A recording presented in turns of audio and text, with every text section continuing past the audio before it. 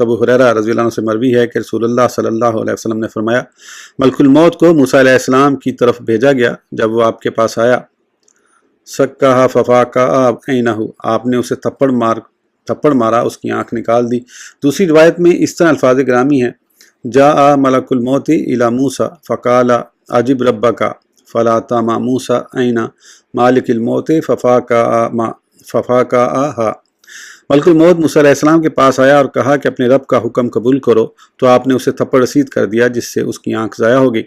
اسرائیل علیہ السلام واپس اللہ تعالیٰ کے دربار میں حاضر ہوا، عرض کی، ارسلتنی الی عبد لا یرید الموت، مجھے تو نے ایسے بندے کے پاس بھیجا جو مرنا ہی نہیں چاہتا۔